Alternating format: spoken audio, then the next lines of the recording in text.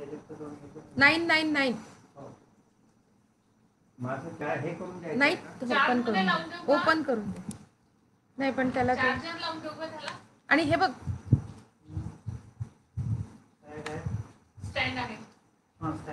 नमस्कार, मी डॉक्टर रमा गोळवलकर. आज प्रसाद प्रकाशननी मला इथे फेसबुक लाईव्ह करायला बोलवलं, त्याबद्दल प्रसाद प्रकाशनची मी शतशः आभारी आहे. आणि आजचा आपला विषय आहे तो म्हणजे शारदीय काश्मीर. खरं तर हे नाव मी आणि डॉक्टर उमाताई जोशी बोडस यांनी जेव्हा ठरवलं की आपल्या फेसबुक लाईव्हचं शीर्षक काय असावं, तर विचार करता करता माझ्या डोक्यात असा आलं की आपण त्याला शारदीय काश्मीर म्हणावं. आणि मग मी उमाताईंना सजेस्ट केलं की हा विषय आपण अशा प्रकारे मांडूया. मुद्दा असा आहे की शारदीय या शब्दाचा अर्थ आपण शरद ऋतूशी संबंधित असा घेतो आणि त्याचा आणि काश्मीरचा काय संबंध बा असा जेव्हा विचार मनात आला आणि तो उमाताईंनी मला स्पष्टपणे बोलून दाखवला, तेव्हा मी त्याच्यावरती आणखीन विचार करायला सुरुवात केली. आणि मग काश्मीर हा शब्द कानावरती पडल्या पडल्या आपल्या मनात काय विचार येतो, या पहिले कोणते 5 विचार येतात, तर 60 आणि 70च्या दशकामध्ये हिंदी सिनेमे तिथे खूप शूट झाले, त्यामुळे तिथल्या निसर्ग सौंदर्याची आपल्याला म्हणजे बऱ्यापैकी आपला परिचय झाला. आणि तोच निसर्ग आपल्याला पाहायचा असतो, त्याच्यामुळे आपल्याला काश्मीरची ट्रिप करायची असते. मग काश्मीरच्या ट्रिपमध्ये काय होतं, तर मुघल गार्डन्स असतात, डल किंवा डाल लेक असतो, मग हाऊसबोट्स असतात. आणि त्यातली त्यात मजा अशी की मग आपल्याला सांगितलं जातं की तिथला तो जो गाईड असतो तो सांगतो की जहांगीर बादशाह जेव्हा इथे आला होता तेव्हा त्यांनी म्हटलं होतं की गर फिरदौस बर रुए जमी अस्त, हमी असतो हमी असतो हमी अस्त. अर्थात जर धर्तीवर कुठे स्वर्ग असेल तर तो इथेच आहे, इथेच आहे, इथेच आहे. मग आपण तिथे काश्मीरी पुलाव खातो, काश्मीरी कहवा मीठ टाकून पितो. घरी जर आपल्याला चहात मीठ कोणी टाकलं तर मात्र आपल्याला अजिबातच आवडत नाही, पण तिकडला मात्र मिटक्या मारत आपण पितो. जे मांसाहारी असतील त्यांना काश्मीरी मटन रोगन जोश तिथे खायला मिळतो. जे शाकाहारी असतील ते दम आलूवरती स्वतःची क्षुधा शांती करतात. मग तिथली ती फिरन नावाची जी एक डगला घालून काश्मीरी दागिने घालून फोटो काढला जातो. परत येताना आपल्याला कांगडी गरज नसली तरी आपण घेऊन येतो विकत. सोविनियर म्हणून पश्मिना शाल खिशाला परवडणारी असेल तर. केशर आणतो, थोडंसंच का होईना, परंतु जेवढं परवडतं तेवढं आणतो. अक्रोड फोडायचा अडकिता तर आणतोच, कारण पु ल देशपांड्यांनी तो इतका प्रसिद्ध करून ठेवलेला आहे. आणि त्यानंतर मग आपल्या डोक्यात विचार येतो तो म्हणजे 90च्या दशकात सुरू झालेला आतंकवाद. धुमस्त बर्फ, रक्तरंजित हिमालय असल्या शीर्षकांचे अनेक लेख, अनेक पुस्तकं आपण वाचलेली असतात. आणि नुकताच 1 वर्षापूर्वी रद्द झालेला परंतु तोपर्यंत 70 वर्ष गाजत असलेला 35A आणि 370 हे कलम राज्यघटनेचं काश्मीरशी संबंधित आहे, त्याच्यामुळे तेही आपल्या लक्षात राहतं. आणि मग सध्या सुरू असलेली काश्मीरियत काश्मीरियत काश्मीरियत नावाचा एक शब्द, याचा अर्थ काश्मीरची संस्कृती. काश्मीर एवढंच आहे का मित्रांनो? मला नाही वाटत काश्मीर इतकंच आहे. याचं कारण असं आहे की काश्मीरचा त्या आधीचाही इतिहास आहे आणि तो अत्यंत समृद्ध, अत्यंत वैभवशाली आणि आपल्याला अभिमान वाटावा इतका जाज्वल्य आहे. आणि तो ज्यावेळेला मी आपल्यासमोर थोडक्यात मांडण्याचा प्रयत्न करणार आहे, त्यावेळेला त्या इतिहासाला शारदीय हा शब्द, हे विशेषण मी वापरलेलं आहे. कारण काय, तर आपण अगदी शरद या शब्दापासून सुरुवात करूया. शरद हा शब्द महाराष्ट्रामध्ये तसा अतिशय लोकप्रिय आहे. अनेक त्याला कंगोरे आहेत त्या लोकप्रियतेला, परंतु त्या शब्दाशिवाय आपण महाराष्ट्राचं राजकारण पुढे नेऊ शकत नाही. अर्थात शरदचंद्र हे त्यांचं नाव असलं आणि त्यांच्या ज्या अत्यंत उत्तम अशा राजकीय कारकिर्दीला सर्वांनीच मानाचा मुजरा केलेला आहे, तो काही प्रश्नच नाही. परंतु जर आपण शरद हा शब्द पाहिला आणि संस्कृतातनं त्याची जी जो उगम आहे तो जर पाहिला, तर आपल्या असं लक्षात येतं की शरद हा दकारांत स्त्रीलिंगी शब्द आहे. आणि मग विविध शब्दकोशांच्या माध्यमातून जेव्हा आपण या शब्दाचा अर्थ जाणून घेतो, त्यावेळेला सुरुवातीलाच येतं की तो एक ऋतू आहे, वर्षा ऋतू आणि हेमंत ऋतू यांच्यामधला संधिकाल जो सध्या सुरू आहे. अधिक मास आल्यामुळे, नाहीतर आजपासून शारदीय नवरात्र सुरू झालं असतं. ते आता 1 महिन्यावरती पुढे ढकलण्यात आलेलं.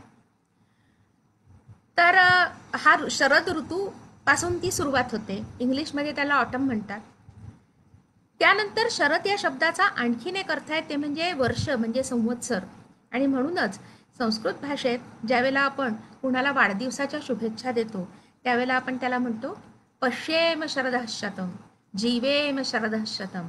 म्हणजे तू 100 वर्ष पहा, 100 वर्ष जग आणि बऱ्याच काही 100 वर्ष कर. तर ज्या ज्या ठिकाणी शरदः शतम येतं त्याचा अर्थ 100 वर्ष असा घ्यायचा असतो. आणि मग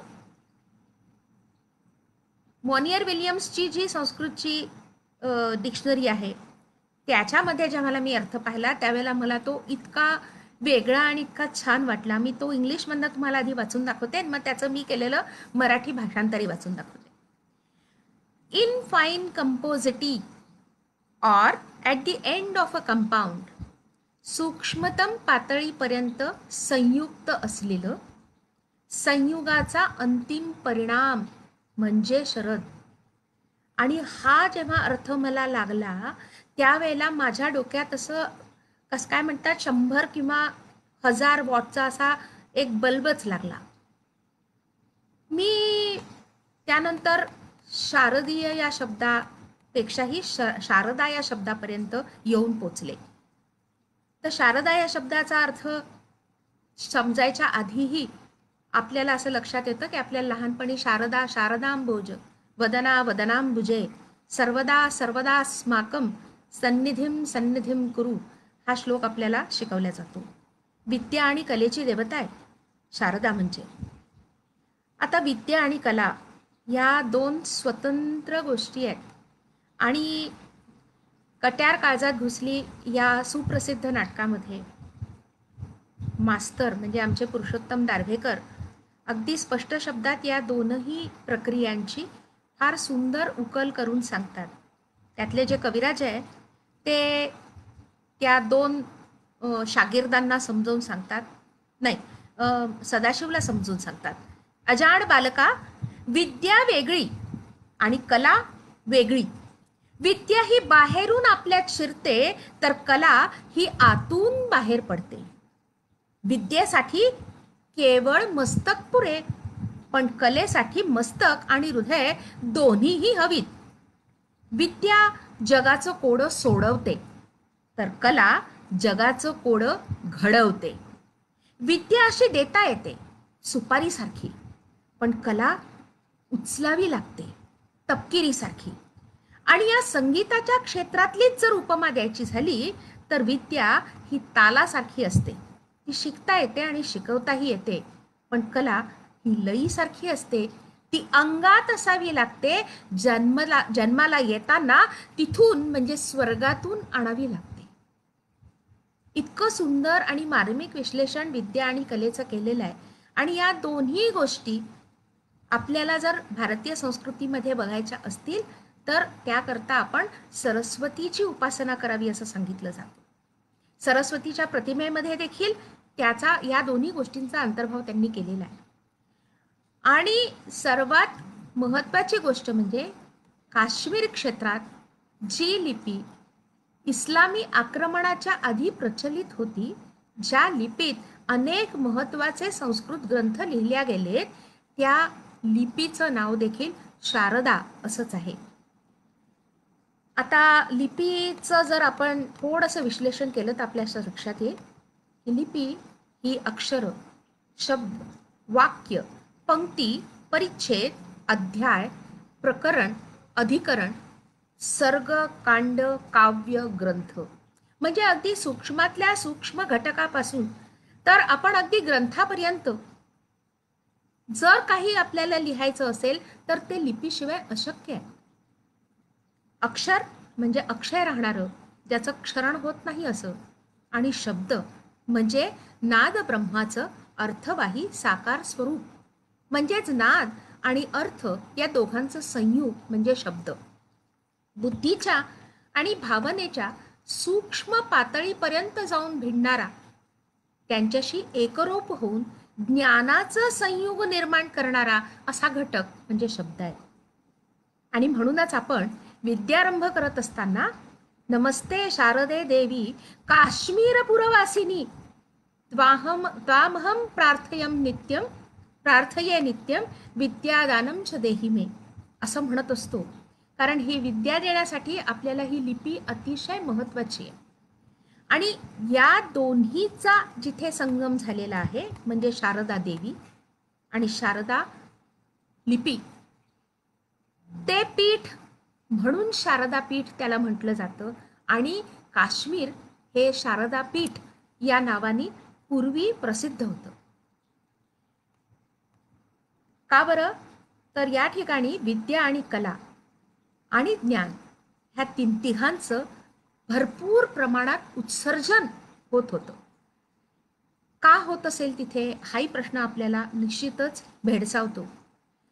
सुंदर पर्वतरांगा, निसर्गरम्य वातावरण, अतिशय सुखद शांततामय वातावरण, आणि त्यात पर्वताच्या कुशीत तो पर्वत इतका उत्तुंग असतो ना की आपल्याला ती उंची गाठण्याची लालसा निर्माण करणारा तो असतो. आणि मग त्यात आपण ज्ञानाची, कलेची, विद्येची सर्व प्रकारची उत्तुंग शिखरं सर करत जातो.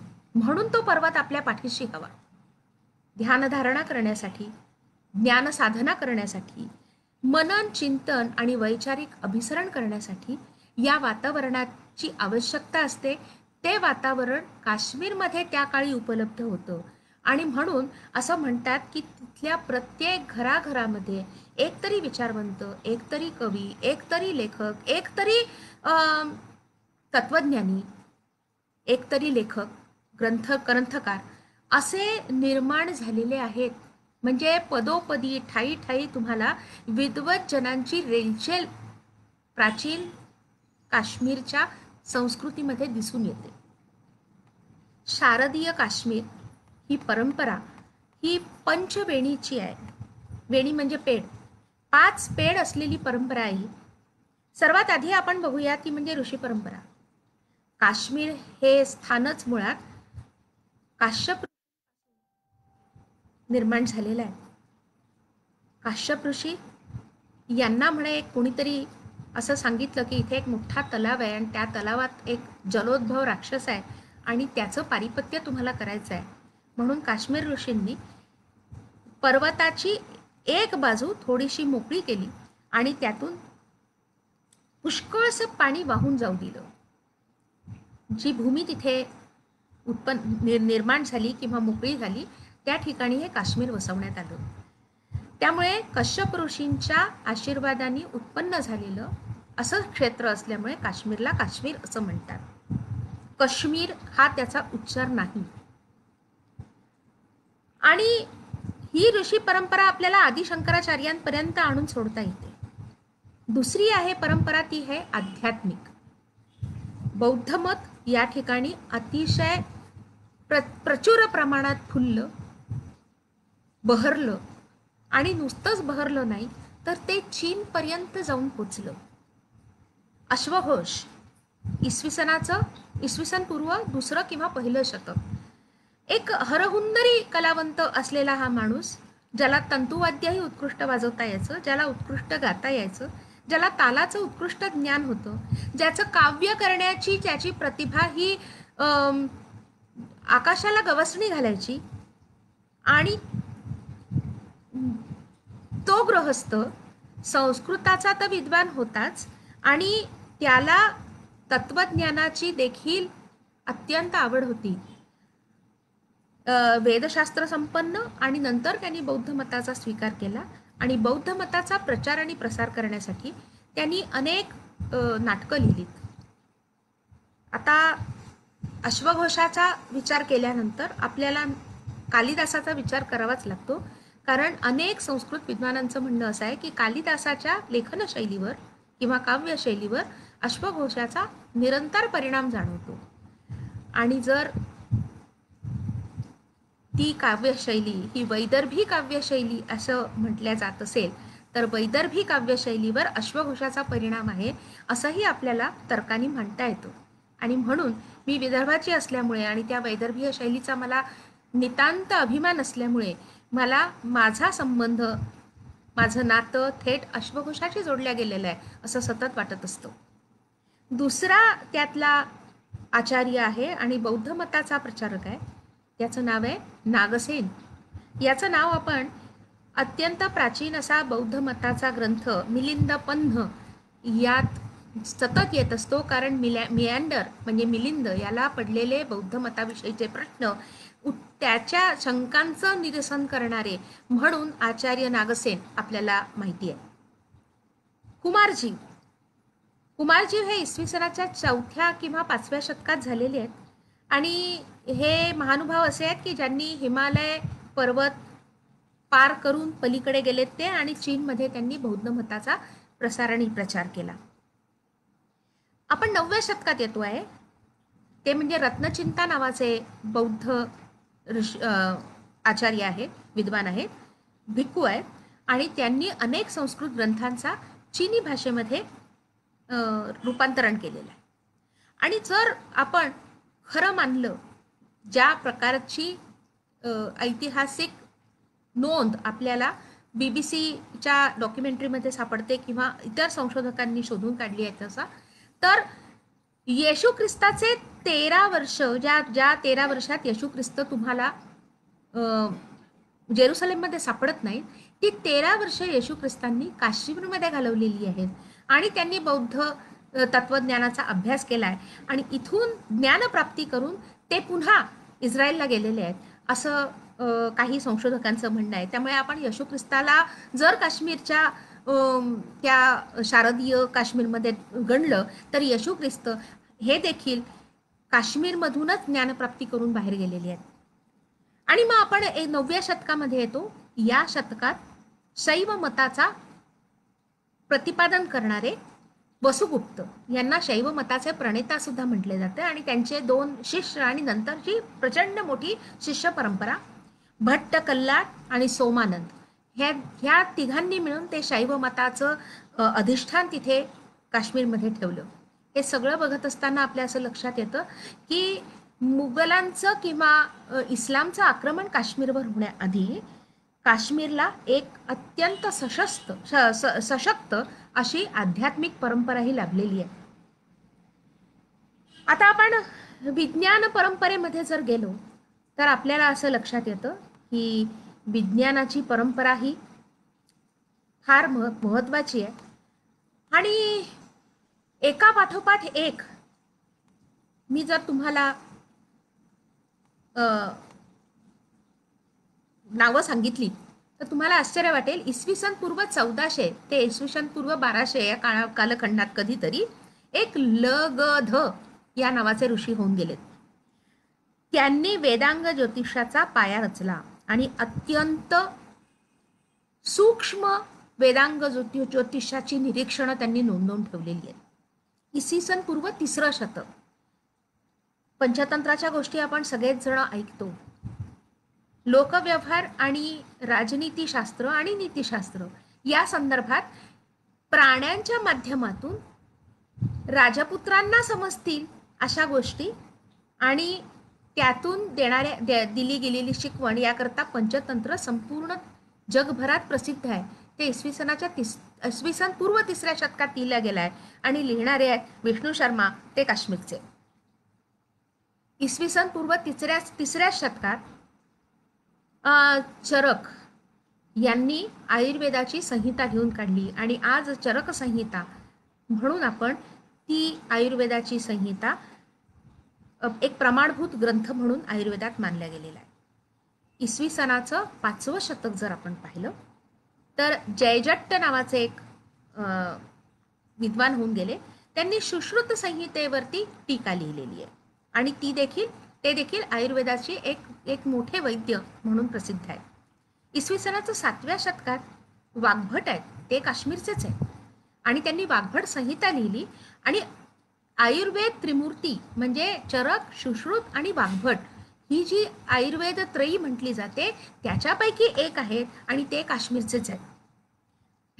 इसवी सन 820 ते 890 या काळात आपलं आयुष्य जगलेले आनंदवर्धन यांनी धन्यालोक या नावाचा एक ग्रंथ लिहिला आणि त्यांनी असं म्हटलेलं आहे की ध्वनी हा काव्याचा आत्मा आहे आणि त्यातूनच आपल्याला विविध प्रकारच्या रसांची निष्पत्ती करता येते. इसवी सनाचं 9वं शतक मेधातिथी यांनी दंड, राज आणि समाजनीती यावर विश्लेषण करत मनुस्मृतीवरती एक अत्यंत चांगली टीका लिहिलेली आहे. आपण हे जेव्हा बघतो, मी ही काही हातावर मोजण्या इतकी नावं नाही आहेत ही खरं तर. खूप मोठी यादी आहे ती, परंतु काल मर्यादा असल्यामुळे मी 4-5 लोकांची नावं घेतली. आता आपण कला परंपरेकडे जाऊया.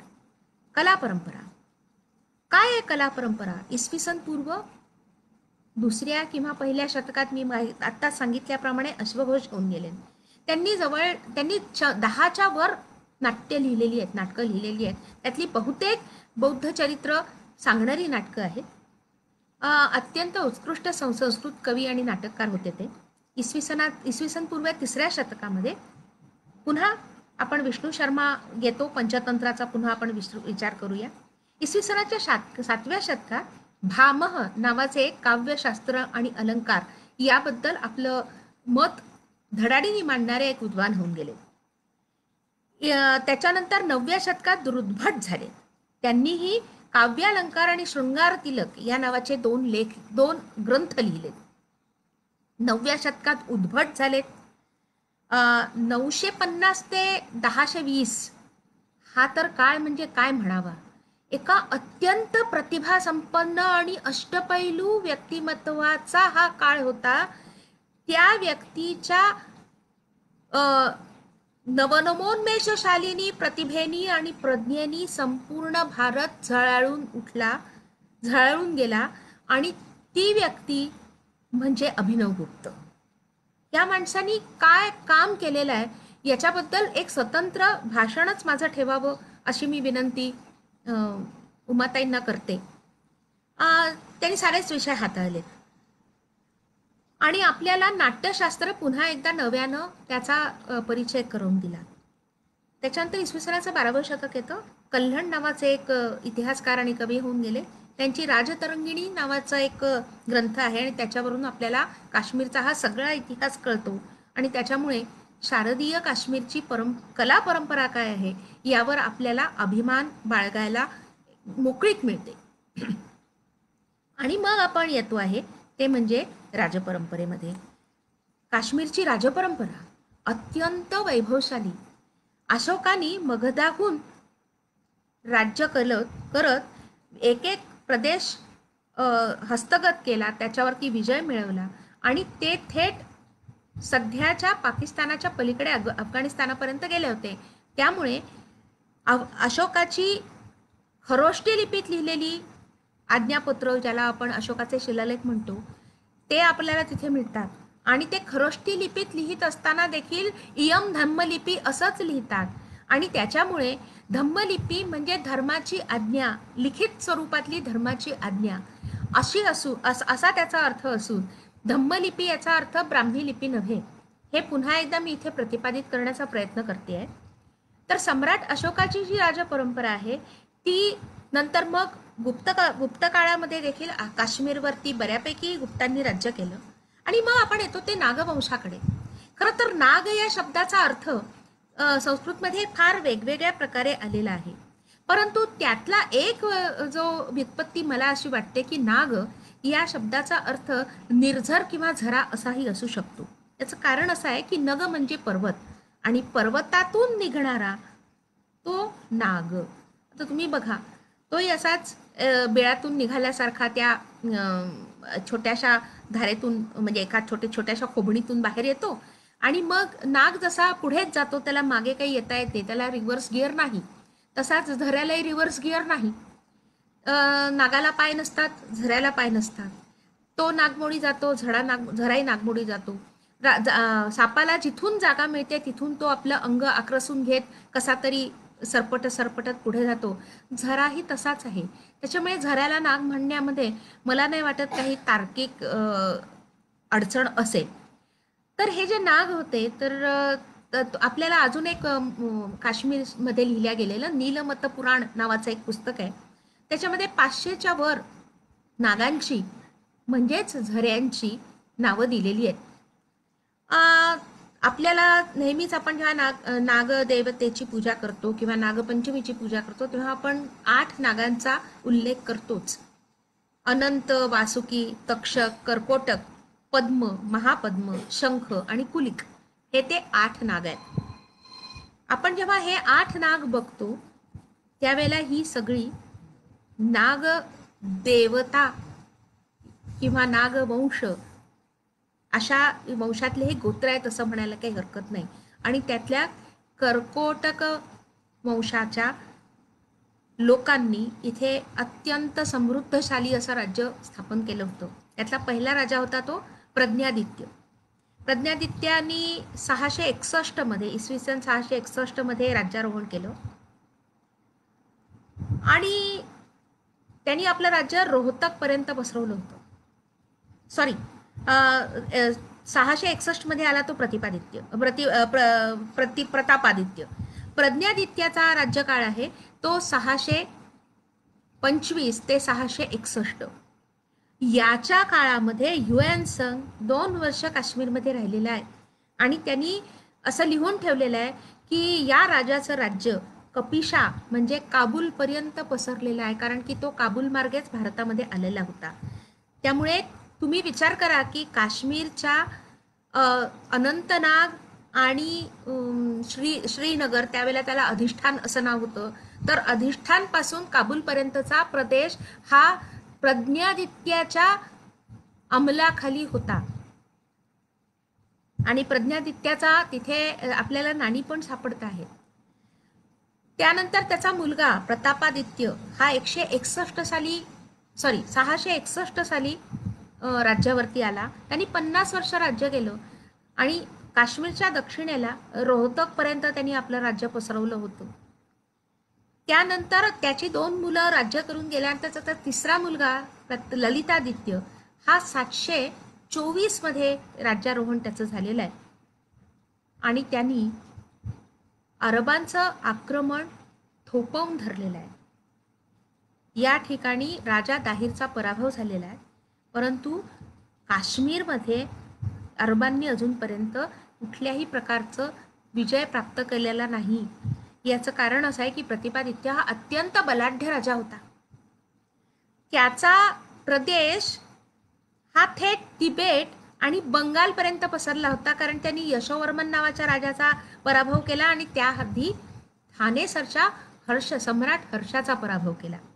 त्यामुळे थानेसर म्हणजे स्थानेश्वर आणि थेट बंगालपर्यंत इतका मोठा भूप्रदेश ज्या माणसांनी थोडकी नाही 27 वर्ष आपल्या अंमलाखाली ठेवली त्या राजाचा नामोल्लेख आपल्या कुठल्याही इतिहासाच्या पुस्तकात गेल्या 70 वर्षात झालेला नाही. हे दुःख आहे मित्रांनो. कोणता इतिहास शिकलो आपण, कशासाठी शिकलो? हेच की मुघलांनी आपल्यावरती राज्य केलं आणि काश्मीर हे मुघलांचं आहे.